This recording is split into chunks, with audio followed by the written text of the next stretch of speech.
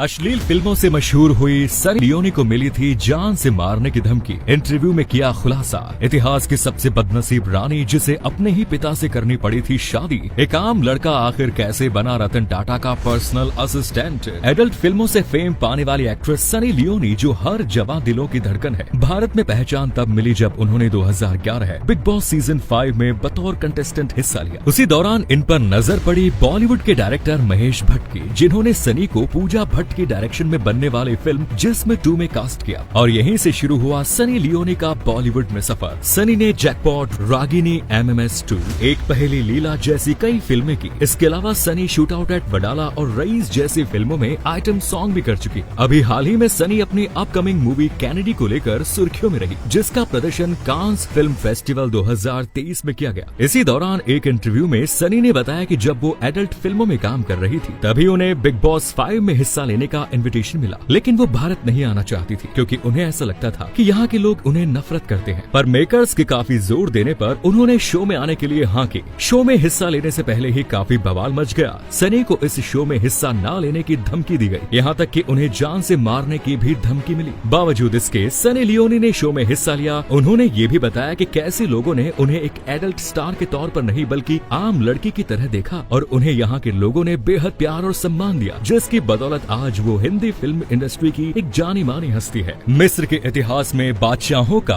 अपनी बहनों के साथ शारीरिक संबंध बनाना और शादियां करना एक आम बात थी। ऐसी ही एक शहजादी थी जिसे दुनिया के इतिहास की सबसे बदनसीब रानी कहा गया। मिस्र के इतिहास में ये पाया गया कि इस रानी को न सिर्फ अपने सगे भाई से शादी करनी पड़ी बल्कि उसके पिता नाना ने भी उसे अपनी हवस का शिकार बनाया। इस बदनसीब रानी का नाम था अनकसेनामून, जो इजिप्ट के शाही खानदान की शहजादी थी। इनके पिता आखनातन काफी धार्मिक फिरौन थे, जिनके राजा बनने से पहले कई देवताओं की पूजा की जाती थी। पर आखनातन की गद्दी पर बैठने के बाद सिर्फ सूरज की पूजा करने का ऐलान कर दिया गया। अनकसेनामून इसी आखनातन की तीसरी बेटी थी। आखनातन के अपने तीनों ही बेटियों के साथ अवैध संबंध थे, जिसमें इसकी बड़ी बेटी तो उसके बच्चे की माँ बनने वाली थी और बच्चे को जन्म देने के दौरान ही उसकी मौत भी हो गई। आखनातन की मौत के बाद इसके बेटे तूतनखामीन को बादशाह बना दिया गया और फिर इसकी शादी उसकी सगी बहन अनकसेनामून से करा दी गई। लेकिन 18 साल की उम्र में ही तूतनखामेन की अचानक मृत्यु हो गई, जिसके बाद अनकसेनामून अकेली इस गद्दी की वारिस बची। मगर अनकसेनामून का नाना अय्या, जो शाही वजीर था, उसने अनकसेनामून पर उससे शादी करने का दबाव डालना शुरू किया ताकि अय्या मिस्र का नया फिरौन बन सके। आखिरकार अय्या ने अनकसेनामून से जबरन शादी की और मिस्र का बादशाह बन गया। फिरौनों के कब्र पर मिले नक्शों के अलावा एक अंगूठी पर भी अय्या और अनकसेनामून का नाम पति पत्नी के रूप में मिला। इतिहासकारों के मुताबिक शादी के कुछ सालों बाद ही अनकसेनामून की मौत हो गई, लेकिन कब और कैसे ये राज भी उन्हीं के साथ चला गया। शांतनु नायडू नाम का एक लड़का जब अपना काम खत्म कर लौट रहा था तब उसने बीच रास्ते में एक मरे हुए कुत्ते की डेड बॉडी देखी। जब तक वो उसकी बॉडी को वहाँ से हटा पाता उससे पहले एक और गाड़ी उसके ऊपर से गुजर गई। इस दर्दनाक हादसे ने शांतनु को इमोशनली झंझोर कर रख दिया और ऐसे हादसों को रोकने के लिए शांतनु ने मोटोपॉस नाम से कुत्तों के लिए अंधेरे में चमकने वाले रिफ्लेक्टिव कॉलर को डिजाइन किया। इस काम को बढ़ाने और फंड रेजिंग के लिए शांतनु ने रतन टाटा को एक लेटर लिखा, जिसके रिप्लाई में रतन टाटा ने न केवल उन्हें फंडिंग दी बल्कि शांतनु को अपने ऑफिस इनवाइट कर अपने डॉग से भी मिलवाया और इसी दिन से उन दोनों के बीच एक स्पेशल बॉन्ड बन गया। इसके बाद शांतनु MBA करने के लिए कॉर्नेल यूनिवर्सिटी गए और खुद रतन टाटा ने उनकी ग्रेजुएशन सेरेमनी अटेंड की। वहाँ से वापस आने के बाद रतन टाटा ने शांतनु को अपना पर्सनल असिस्टेंट बनने का ऑफर दिया और तब से शांतनु और रतन टाटा एक दूसरे के कुलीग्स हैं और शायद सबसे अच्छे फ्रेंड भी। सिर्फ ₹1 की कैंडी बेचकर इस कंपनी ने 300 करोड़ का बिजनेस खड़ा कर लिया। DS ग्रुप, जो पल्स कैंडी को बनाने वाली कंपनी है, उन्हें ये पता था मार्केट में पहले से ही अल्पेनलीबे, एक्लेयर्स और मैंगो बाइट जैसी कई सारी कैंडी होने की वजह से काफी ज्यादा कंपटीशन था। ऐसे में सबसे आगे निकलने के लिए उन्हें कुछ अलग करने की जरूरत थी। मार्केट रिसर्च में उन्होंने ये पाया कि इंडिया के लोग कच्चे आम के ऊपर सॉल्टी मसाला डालकर खाना खूब पसंद करते हैं, जिसके बाद इन्होंने कच्चे आम के फ्लेवर की कैंडी बनाई और उसके बीच में सॉल्टी मसाले का फ्लेवर ऐड कर दिया, जिसके कारण ये कैंडी खूब फेमस हुई। इसके अलावा लोगों का विश्वास जीतने के लिए इस कंपनी ने अपना एक पॉपुलर आइटम पास पास का लोगो पल्स के रैपर के ऊपर छाप दिया। आखिरकार पल्स को एक सक्सेसफुल आइटम बनाने के लिए इसे भारत के लाखों रिटेल स्टोर्स में पहुंचना था, जिसके लिए DS ग्रुप ने अपने फेमस आइटम जैसे रजनीगंधा, पास पास, बाबा इलायची के डिस्ट्रीब्यूटर्स नेटवर्क का इस्तेमाल कर इंडिया के कोने कोने तक पल्स कैंडी को पहुंचा दिया। जब गवर्नमेंट ने 500 और 1000 के नोटों की डिमोनेटाइजेशन की,